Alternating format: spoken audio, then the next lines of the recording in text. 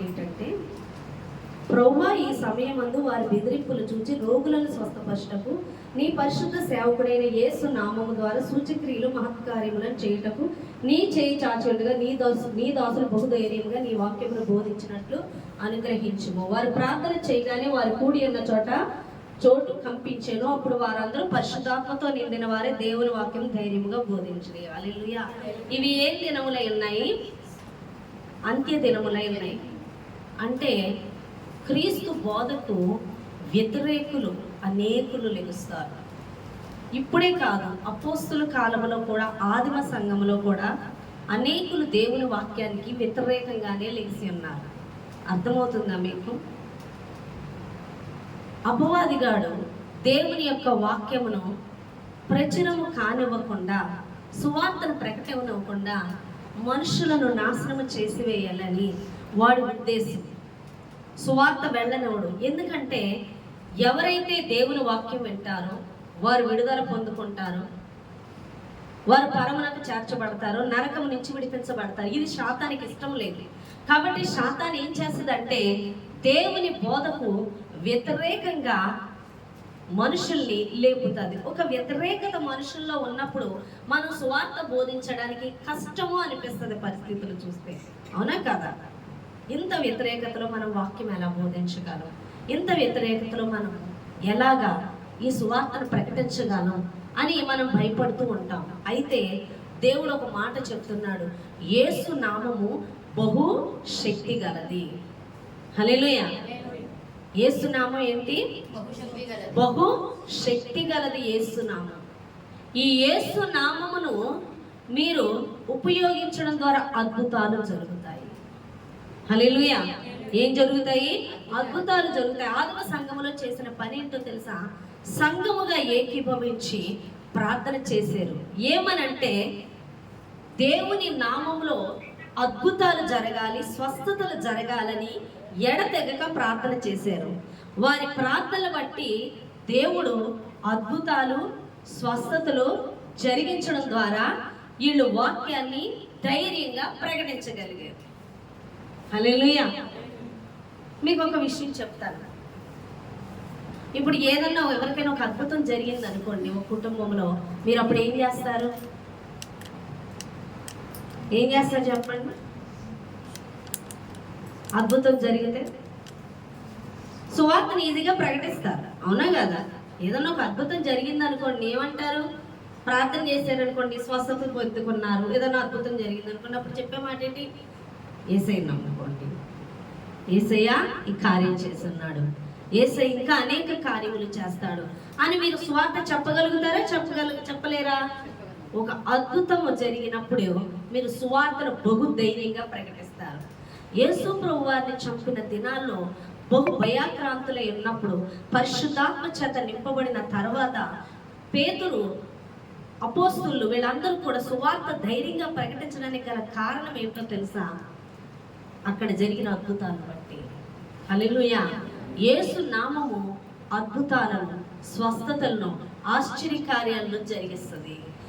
ఈ యొక్క వాక్యమును నమ్మక, యేసు నామములో ఉన్న శక్తిని గ్రహించక, అద్భుతాలతో స్వస్థతలతో సంబంధం పెట్టుకోనకుండా హల్లెలూయా, అద్భుతాలతో స్వస్థతలతో సంబంధం పెట్టుకోకుండా కేవలం ఏదో సువార్తను ప్రకటించేసాము, దేవుడే కార్యం చేయాలి అనుకుంటూ ఉన్నారు. ఒక అద్భుతం అనేక వేల మంది హృదయాలను తెరుస్తుంది. నేను చెప్పే వాక్యం శ్రద్ధగా వినండి. అర్థమవుతుందా? అద్భుత కార్యాలే మనుషులకు విడుదలిస్తాయి. అద్భుత కార్యాలే మనుషులకు సువార్త ఈజీగా ప్రకటించడానికి మార్గాలను సరళపరుస్తుంది. మీకు అర్థమైందా మాట? హల్లెలూయా.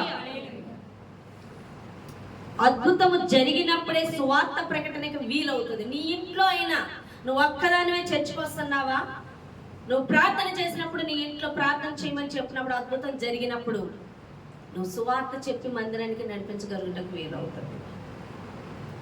హల్లెలూయా. అందుకే ప్రార్థన చేయనప్పుడు అద్భుతాల కోసం ప్రార్థన చేయాలి. హల్లెలూయా. అద్భుతాలు, స్వస్థతలు, ఆశ్చర్యకార్యాలు, వాక్య ప్రత్యక్షతలు మాకు కలుగునట్లుగా సహాయం చేయమని సంఘముతో ఏకీభవించి ప్రార్థన చేయాలి. సంఘముతో ఏకీభవించి ఈ సువార్తకు ఆటంకంగా చలరేగిపోతున్న చీకటి శక్తులను బంధించి ప్రార్థన చేయాలి. అర్థమవుతుందా? ప్రార్థన లేకుండా సువార్త చెప్పి వాళ్ళు మారాలి అంటే పని జరగదు. యేసు నామము శక్తి గలది. యేసు నామములో స్వస్థతలు ఉన్నాయి. యేసు నామములో అద్భుతాలు జరుగుతాయి. యేసు నామములో ఆశ్చర్యకార్యాలు జరుగుతాయి. హల్లెలూయా. కాబట్టి యేసు నామాన్ని మీరు ఏం చేయాలి? ప్రకటించాలి. హల్లెలూయా. యేసు నామాన్ని మీరు ప్రకటించాలంటే యేసు నామములో స్వస్థతలు జరగాలి, అద్భుతాలు జరగాలి. దానికి నువ్వేం చేయాలి? ఎడతెగక సంఘముతో ఏకీభవించి, అయ్యా నీ నామములో మేము వెళ్ళిన చోట అద్భుతాలు జరగాలి, వెను వెంటనే సూచక్రియలు జరగాలి, వెను వెంటనే ఆశ్చర్యకార్యాలు జరగాలని ఎడతెగక నువ్వు ప్రార్థన చేయాలి. అర్థమవుతుంది ఎవరికైనా? హల్లెలూయా. ఏ ప్రార్థన లేదు, ఏదో చిన్న సాక్ష్యం చెప్పేసి ఆ సాక్ష్యం చెప్పడం కూడా భయపడుతూ, ఏడుతూ, దిగులు చెందుతూ, మారతారో మారో, వింటారో వినరో, వాళ్ళకి జరుగుతుందో జరగదో, ఇవే ఆలోచనతో చేస్తూ ఉంటారు. అవునా కాదా? చేస్తామా లేదా? సువార్త వింటారా? చెప్పగలమా? ఓ వేళ వాళ్ళకి ఎన్నో అద్భుతం జరుగుతుంది అని చెప్తే అది జరుగుతుందా? జరగదా? చేస్తాడా? చేయడా? జరగకపోతే ఏమనుకుంటారో, అసలు చెప్తే వింటారా, వస్తారా అని మనం అనేక ఆలోచనలు కలిగి ఉంటాం. ఈ ఆలోచనలో ఈ యొక్క అపనమ్మకంలోకి వస్తాయి. అదే అవిశ్వాసము, అదే పాపం అని దేవుడు మాట్లాడుతున్నాడు. హల్లెలూయా. అది పాపము. దేవుడు మరణించాక యేసుప్రభువు వారు ప్రజలు నమ్ముతారో నమ్మరో ఊరుకున్నాడు ఆయన. ఎవడు నమ్మినా నమ్మకపోయినా దేవుడు చెప్పింది, తండ్రి అప్ప చెప్పిన బాధ్యత చేసుకొని వెళ్ళిపోయారు యేసుప్రభువు వారు. ఈరోజు వాళ్ళు వింటారా, వినరా? జరుగుతుందా, జరగదా? నేను ప్రార్థన చేస్తే వాళ్ళు నమ్మి వస్తారా, రారా? ఇవన్నీ దేంట్లోకి వస్తాయి తెలుసా? అపనమ్మకంలోకి, అవిశ్వాసంలోకి వస్తాయి. అది ఘోర పాపం అని దేవుడు మాట్లాడుతున్నాడు. హల్లెలూయా. అది ఘోర పాపము అని దేవుడు మాట్లాడుతున్నాడు. ఆ పాపము నుంచి నువ్వు విడిపించబడులాగా నువ్వు ప్రార్థన చేయనప్పుడు ఏం చేయాలి? నమ్మి ప్రార్థన చేయాలి. అయ్యా వారికి అద్భుతాలు జరగాలి, వారికి ఆశ్చర్యకార్యాలు జరగాలి, పరిశుద్ధాత్మని నీ వాక్కుని మేము ధైర్యంగా విత్తగలిగేటట్లు నువ్వు కార్యము జరిగించాలి. మనం సంఘముతో ఏకీభవించి ఎడతెగక ప్రార్థన చేయాలి. అపోస్తులు విస్తారంగా పరిచర్య చేయడానికి గల కారణం ఏంటంటే ఆ సమయంలో అద్భుతాలు మరి ఎక్కువగా జరిగే కారణము సంఘము ఆసక్తితో స్వస్థతల కొరకు, అద్భుతాల కొరకు, సూచక్రియల కొరకు, ఎడతెగక సేవకుల కొరకు, ఆ వ్యతిరేకత కొరకు, ఆ చీకటి శక్తులను బంధించడం కొరకు ఎడతెగక ప్రార్థన చేసి ఉన్నారు. రోజు మనకి ప్రార్థన తక్కువైపోతుంది. ప్రార్థన చేయట్లేదు, నువ్వు ప్రార్థన చేయట్లేదని ఆడేం ఖాళీగా కూర్చోడు. వాడు నిరంతరము కూడా అపవాదిగాడు గర్జించు సింహం వల్ల ఎవరిని మృంగుదనాన్ని తిరుగుతూనే ఉన్నాడు. వాడి బంధకాలకు, వాడి యొక్క చిక్కుల్లో ఎంతో మంది పడిపోయి అనేకులు మరణానికి లోనైపోతున్నారు. ఇంతగా మరణించడానికి గల కారణం ఏంటి అంటే కేవలము అపవాదిగాడు చేసే పని ఏంటి? వాడు పాపములో పడగొడుతున్నారు. క్రైస్తవులు అనుకుంటారు, నేను యేసుప్రభువుని నమ్ముకున్నాను కాబట్టి నేనే పాపము చేయటం లేదు అనుకుంటారు.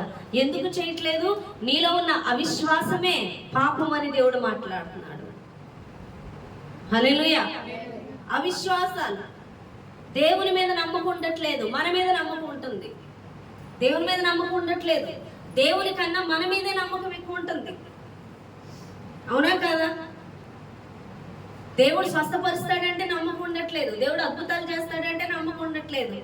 మరి మన విషయంలో మనం సంపాదించగలం, పిల్లల్ని చదివించగలం, ఉన్నత స్థానం తీసుకెళ్ళిపోతావు. నిజమా? నువ్వు తీసుకెళ్ళిపోగలవా? నువ్వు చదివించేయగలవా? నువ్వు కుటుంబాన్ని ఈడ్ చేయగలవా? నువ్వు కుటుంబాన్ని కాపాడేసుకోగలవా? నీ మీద నమ్మకం ఉంటుంది, దేవుని మీద ఉండట్లేదు. అది ఏ పాపము? దేవుని మీద నమ్మకం ఉండట్లే, మన మీద నమ్మకం ఉంటుంది. అదే ఘోర పాపము. కానీ ఆదిమ సంఘంలో అపోస్తులు చేసిన పని ఏంటంటే 100% దేవుని మీద నమ్మకం ఉంచి ఉన్నారు. 100% దేవుని మీద నమ్మకం ఉంచి ఉన్నారు. అందుకే అద్భుతాలు చూడగలిగారు. దేవుడు ఒక మాట చెప్తున్నాడు. ఏమనంటే చూడండి, మొదటి యోహాను రాసిన పత్రిక 2వ అధ్యాయం 15 నుంచి 19 వచనాలు చదువుతున్నారు. 15 నుంచి 17 వచనాలు. యోహాను రాసిన మొదటి పత్రిక, ప్రకటనకు ముందు ఉంటుంది.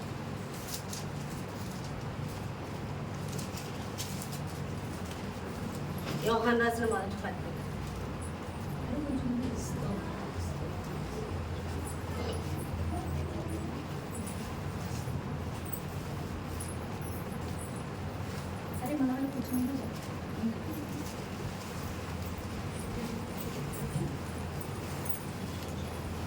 యోహాను రాసిన త్వరగా చదవాలి. యోహాను రాసిన మొదటి పత్రిక 15వ అధ్యాయం 15వ వచనం నుంచి 2వ అధ్యాయం 17వ వచనం చదవండి.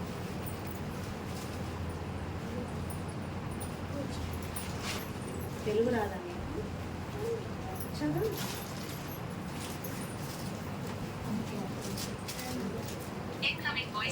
2వ అధ్యాయం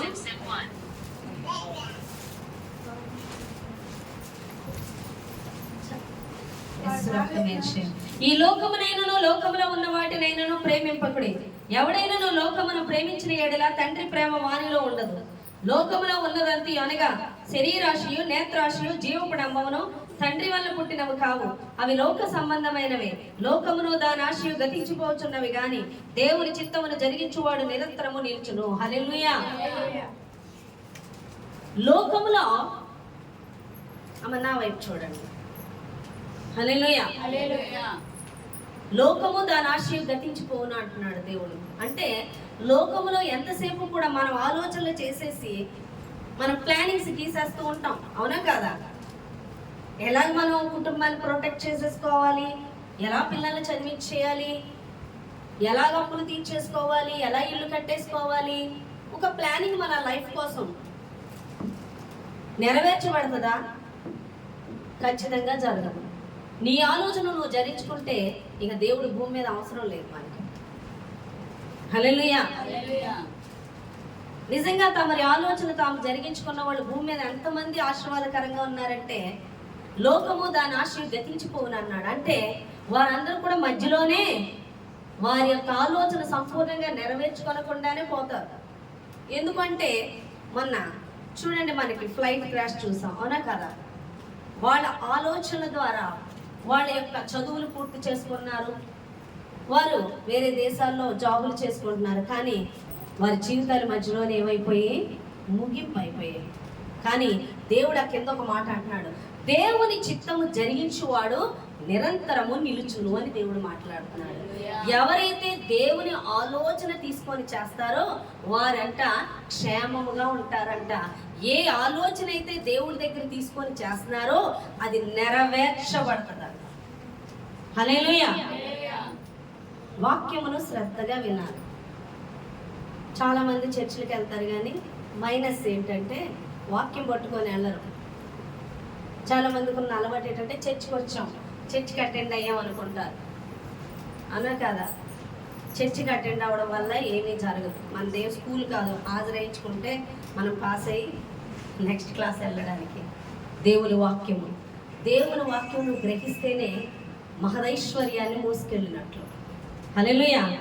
వాక్యమును నువ్వు గ్రహించి అర్థం చేసుకో, నీతో మాట్లాడింది ఎంత పాయింట్ అని నువ్వు గ్రహించి అది ధ్యానిస్తూ ఇంటికి వెళ్ళినప్పుడు దాని ఫలము, దాని ఆశీర్వాదం నువ్వు చూస్తావు.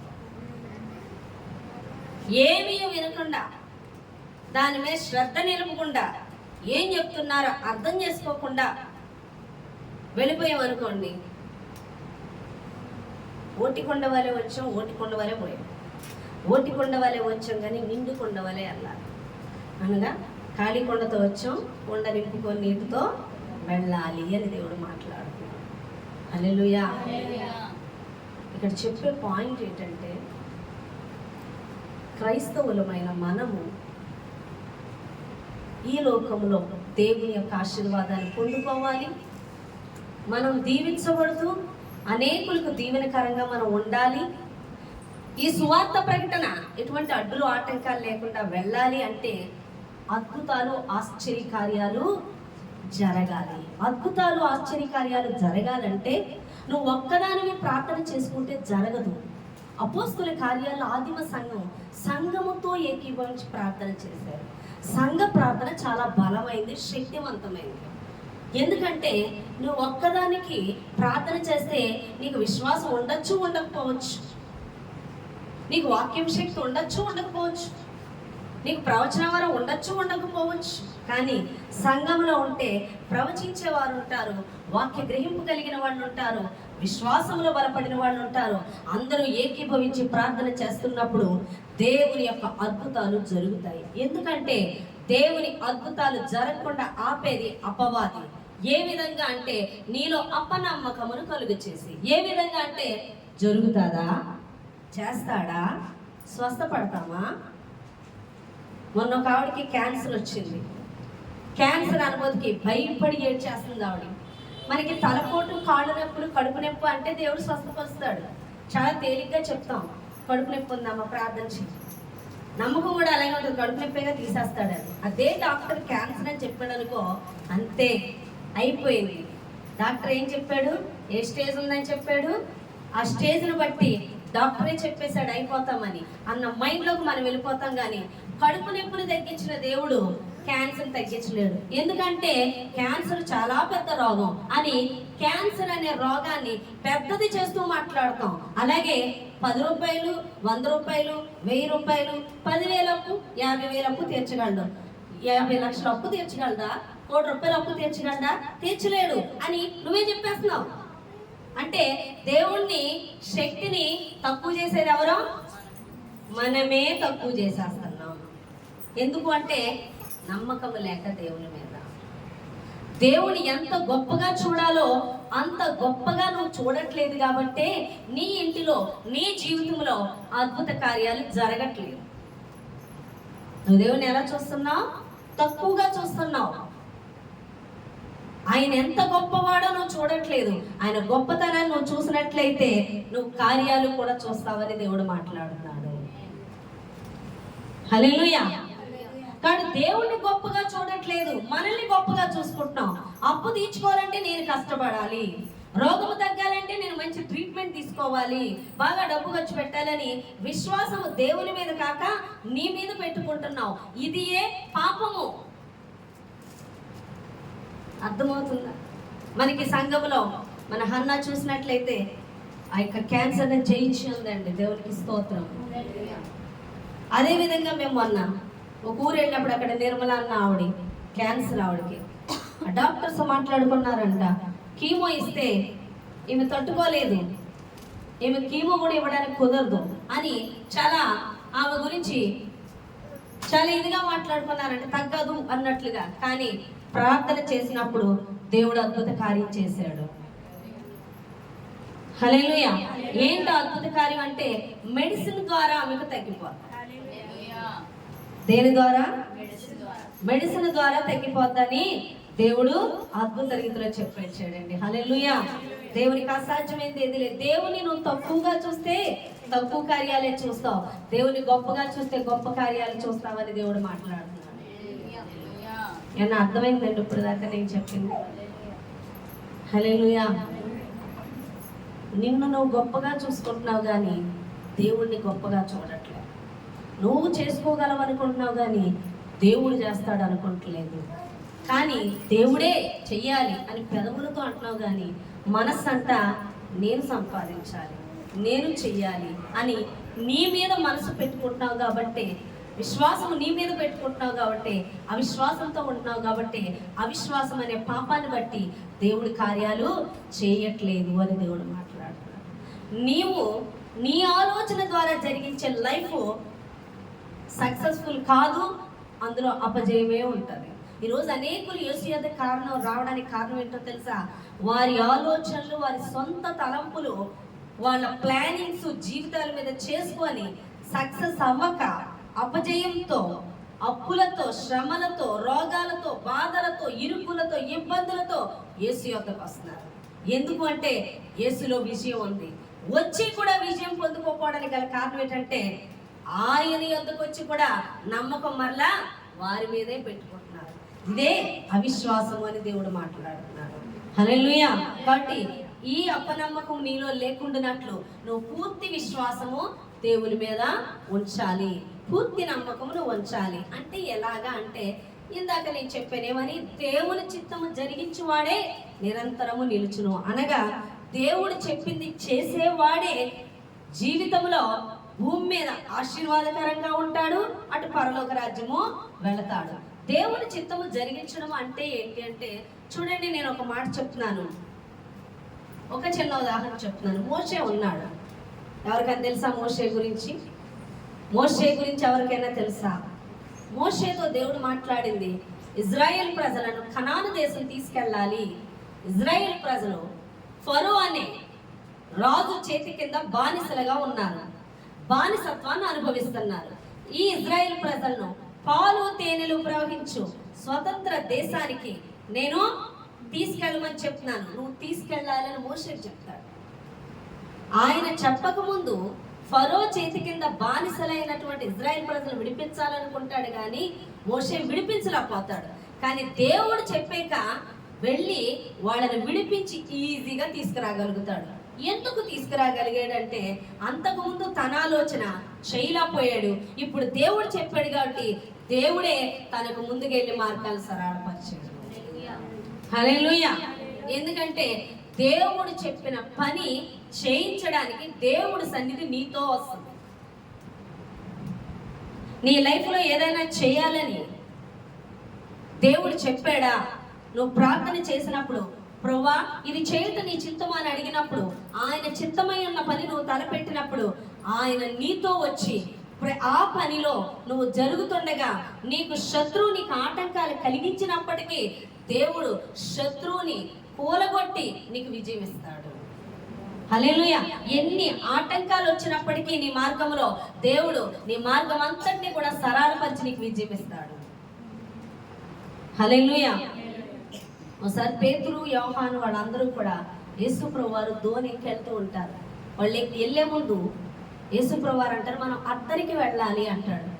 అద్దరికి వెళ్ళాలి అన్నప్పుడు వాళ్ళందరూ ధోని ఎక్కి బయలుదేరినప్పుడు ఆ ధోనిలో యేసుప్రభువు వారు పడుకొని ఉన్నప్పుడు ఆ సముద్రంలో పెద్ద తుఫాన్ వస్తుంది. ఆ తుఫాన్ సమయంలో వీరందరూ కూడా ఆ ధోని మునిగిపోయి చచ్చిపోతామని యేసుప్రభువు వారు ఎందుకు వచ్చి అంటారు, ప్రభువా మేము నశించిపోతాం, నీకు చింత లేదా అని అడుగుతారు.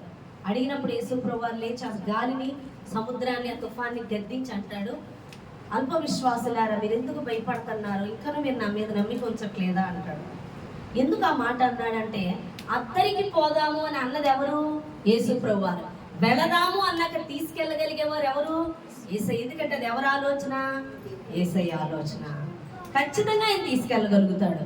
కానీ వీళ్ళు మధ్యలో తుఫాను చూసి భయపడిపోతే యేసుప్రభువు వారు వారితోనే ఉన్నాడు కాబట్టి ఆ తుఫాన్ని బంధించినప్పుడు వారు ఈజీగా అద్దరికి వెళ్ళి ఉన్నారు. అలాగే నువ్వు యేసు యొద్దకు వచ్చిన నీ జీవితంలో యేసు ఉండాలి, అప్పుడే నువ్వు ఆశీర్వదింపబడతావు. యేసు ఉండడం అంటే నేను వాక్యం చదివాను, నేను ప్రార్థన చేశాను, నేను బాప్తీసం తీసేసుకున్నాను, నేను చర్చికి వెళ్ళిపోతున్నాను కాబట్టి నాతో యేసు ఉన్నాడంటే అది నీ భ్రమ. అది కాదు యేసు ఉండడం అంటే. దేవుని చిత్తము జరిగించువాడే నిరంతరము నిలుచును అంటే దేవుడు నీ ఎడల ఉద్దేశించిన ప్రణాళిక ఏంటో ఎరిగి అది చేసినప్పుడే దేవుడి సన్నిధి నీతో ఉంటుంది. దేవుని ఆశ్చర్య కార్యాలు చూస్తావు, అద్భుత కార్యాలు చూస్తావు. నువ్వు ఊహించినంత ఉన్నత స్థితికి దేవుడు నేను తీసుకెళ్తాడు. చాలా మంది చర్చి దాకా వస్తున్నారు, వాక్యం వింటున్నారు, ప్రార్థన చేస్తున్నారు, వాక్యం చదువుతున్నారు, అంతవరకే. అందుకే వారి జీవితాల్లో ఆశ్చర్య కార్యాలు చూడలేకపోతున్నారు. కారణం యేసు నీ ఎడల ఉద్దేశించిన ప్రణాళిక ఏంటో, చిత్తం ఏంటో తెలుసుకొని అది చేసినప్పుడే నువ్వు అద్భుతాలు చూస్తావు అని దేవుడు మాట్లాడుతున్నాడు. హల్లెలూయా. అర్థమవుతుందా మీకు? హల్లెలూయా. కాబట్టి ఆ ప్రణాళికలో భాగమే దేవుడు చెప్తున్న మాట ఏంటంటే, నువ్వు సంఘముతో ఏకీభవించి ప్రార్థన చేయాలి. యేసు నామములో అద్భుతాలు జరగాలని, ఆశ్చర్యకార్యాలు జరగాలని, స్వస్థతలు జరగాలని ఎడతెగక ప్రార్థన చేసినప్పుడు ఈ దినాల్లో మీరు అడుగు పెట్టిన చోటెల్లా అద్భుతాలు, ఆశ్చర్యకార్యాలు జరగడాన్ని బట్టి అనేక ఆత్మలు త్వరగా కదులుతాయి. నువ్వు సువార్త ధైర్యంగా ప్రకటించచ్చని దేవుడు మాట్లాడుతున్నాడు. హల్లెలూయా. కాబట్టి ప్రార్థన ఎంతసేపు నీకేదో జరగాలి, ఏదో నోటి ప్రార్థన కాదు, ఆ శక్తితో చెయ్యాలి. స్వస్థతలు, అద్భుతాలు, ఆశ్చర్యకార్యాలు దేవుడు జరిగించే వరకు పట్టుబడక ప్రార్థన చేయాలి. నువ్వు ఎంతగా ఈ సంఘంలో జరగాలని ప్రార్థన చేస్తుంటావో అంతగా జరుగుతున్నప్పుడే సువార్తను ధైర్యంగా ప్రకటిస్తావని దేవుడు మాట్లాడుతున్నాడు. హల్లెలూయా. అంతగా నువ్వు ధైర్యంగా సువార్తను ప్రకటించాలి. నువ్వు ప్రార్థించినప్పుడు అద్భుతాలు జరగాలి అంటే ఇంకొక విషయం, మనం కలిగి ఉన్న ప్రతి బలహీనత దేవుని సన్నిధిలో ఒప్పుకోవాలి. ఏంటి ఆ బలహీనతలు అంటే నేను చెప్తాను, జాగ్రత్తగా వినండి. ఒక వ్యక్తి ఎక్కువ దురాత్మ తన మీద పడినప్పుడు అగ్నిలో దూకేడు, నీళ్లలోకి దూకేడు చేస్తూ ఉంటాడు. అప్పుడు అతను తండ్రి బాధపడుతూ ఉంటే అతని తండ్రితో అంటాడు, యేసు ప్రభువారు, నువ్వు నమ్ముట నీ వలనైతే నమ్మువానికి సమస్తము సాధ్యము అని. ఎందుకంటే ప్రార్థన చేసిన తన కొడుకు మీద దురాత్మ పోకపోయేసరికి అతను బాధపడుతుంటే అతనితో అంటాడు, నువ్వు నమ్మట్లేదా? నమ్మితే నువ్వు అద్భుతం చూస్తావంటే అతను అనే మాట ఏంటో తెలుసా? నమ్ముతున్నాను, కానీ నాలో అపనమ్మకం ఉండకుండానట్లు ప్రార్థన చెయ్యండి అని యేసు ప్రభువారిని అడుగుతాడు. అంటే అర్థం ఏంటి? నమ్ముతున్నాడంట, మరలా అపనమ్మకం ఉండకుండానట్లు ప్రార్థన చేయమంటున్నాడు. అంటే అపనమ్మకం అనే బలహీనత కలిగి ఉన్నారు. ఈరోజు చాలా మంది ప్రార్థన చేసినప్పుడు ఆ ప్రార్థన ద్వారా అద్భుతాలు చూడలేకపోవడానికి గల కారణం, దేవుని వాక్య గ్రహింపు లేకపోవడానికి గల కారణం ఏంటంటే బలహీనతలు ఒప్పుకోవాలి దేవుని సన్నిధిలో. ఏంటి అంటే మనం అబద్ధాలు కానీ, దేవునికి ఇష్టం లేని క్రియలు కానీ, మాటలు కానీ, ప్రవర్తన కానీ, అవిశ్వాసం కానీ మనలో ఉన్నప్పుడు దేవుడు మన ద్వారా అద్భుతాలు చేయడానికి కదలడు అని దేవుడు మాట్లాడుతున్నాడు. హల్లెలూయా. వాక్యం వినేసి, వాక్యం చదివేసి ప్రార్థన చేయడం కాదు, నువ్వు వాక్యపు వెలుగులో నువ్వు చూసుకోగలగాలి. నువ్వు ఒక అద్దం దగ్గరికి వెళ్ళావనుకో, ఆ అద్దంలో నువ్వు చూసుకోనంతసేపు నీ ముఖం మీద కానీ, నీ జుట్టు కానీ ఏం మచ్చలు ఉన్నాయో, నీ జుట్టు ఎలా చెరిగిపోయిందో, నువ్వెంత చండాలంగా ఉన్నావో నీకు తెలియదు. కానీ అద్దంలో చూసుకున్నప్పుడు నువ్వు ఎంత అసహ్యంగా ఉన్నావు కనపడి నువ్వు సరి చేసుకుంటావు వెంటనే. అయ్యో, నా ముఖం మీద ఇంత మస్సు ఉందా, నా జుట్టు ఇలా చెరిగిపోయిందా, నా ముఖం ఇంత అసహ్యంగా ఉందని త్వరగా దాన్ని అందంగా చూసేవాళ్ళకి కొంచెం అందంగా కనపడి ఇలా చేసేసుకుంటావు. ఎప్పుడు? అద్దంలో చూసినప్పుడు. వాక్యము అద్దం వంటిది. నువ్వు వాక్యం చదువుతున్నప్పుడు నీ హృదయాన్ని సరి చేసుకోగలగాలి. హల్లెలూయా. నీ హృదయంలో ఉన్న ప్రతి ఒక్క అసహ్యంగా దేవుడికి కనిపించే మాటలు కానీ, క్రియలు కానీ, ప్రవర్తన కానీ వాక్యములో కనిపించినప్పుడు వెంటనే సరి చేసుకోవాలి. ఎవరైతే సరి చేసుకుంటారో వారికే వాక్య గ్రహింపు ఉంటుంది. వారు ప్రార్థన చేసినప్పుడే అద్భుతాలు జరుగుతాయి. వారు ప్రార్థన చేసినప్పుడే ఆశ్చర్యకార్యాలు జరుగుతాయి. వారి ప్రార్థనలకే దురాత్మలు బంధింపబడతాయి.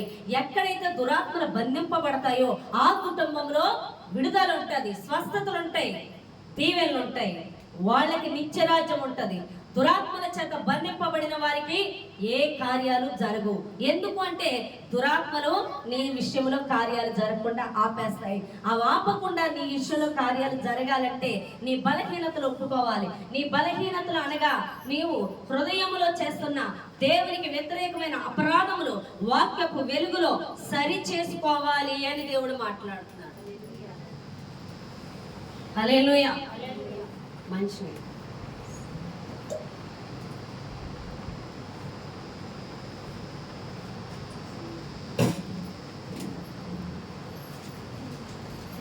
ఏమన్నా అర్థమైందా మీకు? ఎంతమందికి అర్థమైంది వాక్యం చెప్పండి. నేను ఏం చెప్పాను? స్తోత్రాలు. ఏం చెప్పాను?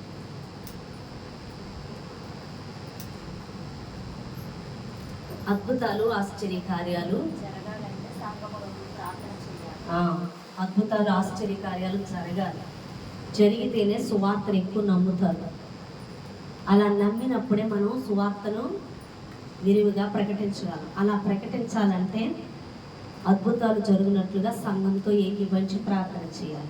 నీ ప్రార్థన దేవుని వద్దకు వెళ్ళాలి. నీ ప్రార్థనలో అపవాదిని బంధించినప్పుడు బంధింపబడాలి. అద్భుతాలు జరగాలంటే నీవు కలిగి ఉన్న బలహీనతలను నువ్వు కడుక్కోవాలి. నీ బలహీనతలు ఒప్పుకోవాలి. నీ బలహీనతలు ఏంటి అనేది నీకు తెలియాలంటే వాక్యమును చదువుతున్నప్పుడు నీ హృదయ పాపములు, నీ నోటి ద్వారా చేసే అపరాధములు, దేవుడికి మీద ఆనుకోకుండా దేవుడు చెప్పింది చెయ్యాలన్నది లేకుండా నువ్వు అనుకున్నది చెయ్యాలి అనే పాపాలు ఏవైతే బలహీనతలు ఉన్నాయో అవి ఒప్పుకుంటూ ఉంటున్నప్పుడు నీ ప్రార్థన బలముగా పనిచేయటే కాకుండా దురాత్మల శక్తులు కూలిపోతాయి అని దేవుడు మాట్లాడు. ఈ రోజున చాలా మంది బలహీనులుగా ఉండడానికి గల కారణం ఏంటి? ప్రార్థన చేసినప్పుడు ఫలించకపోవడానికి కారణం ఏంటి? దురాత్మలు బంధింపబడకపోవడానికి గల కారణం ఏంటి అంటే అర్థం ఏంటంటే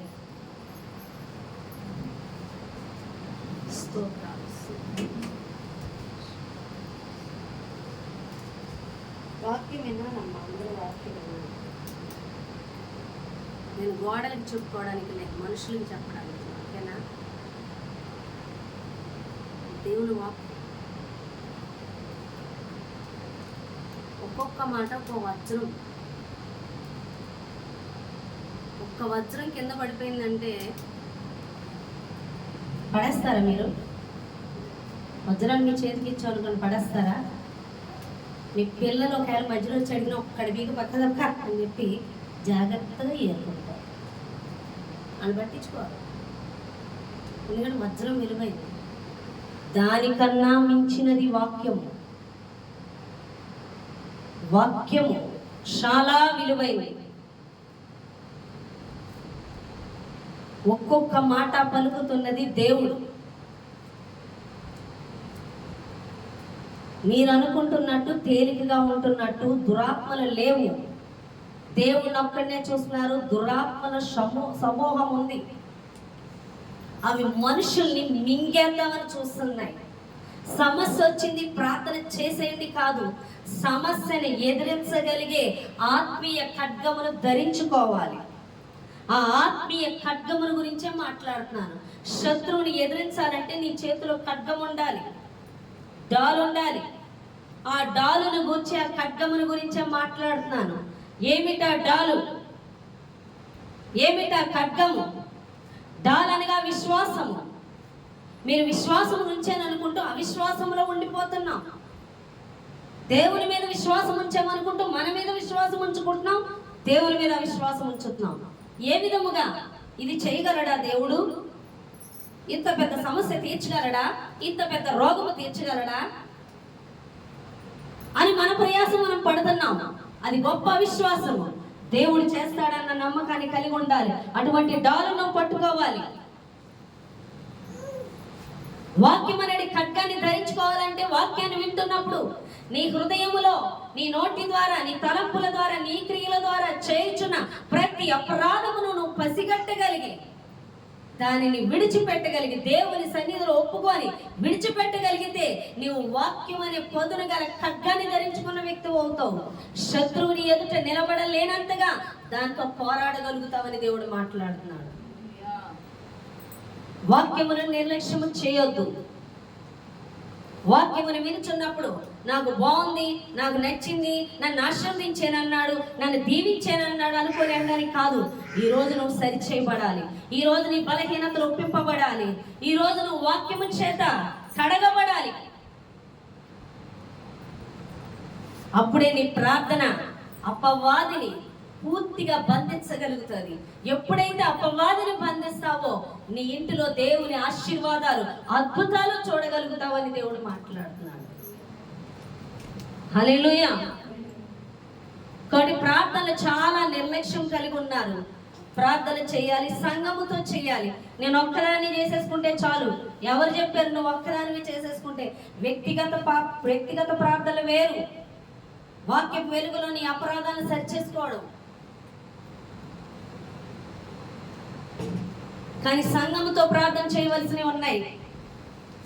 నువ్వు సంఘముతో ఏకీభవించి ఎంత ప్రార్థన చేస్తే, నువ్వెంత చీకటి శక్తులను బంధిస్తే, ఎంతగా సంఘములో ఎడతెగక మొరపెడితే నీ వ్యక్తిగతంగా అంత విజయం చూస్తావని దేవుడు మాట్లాడుతున్నాడు.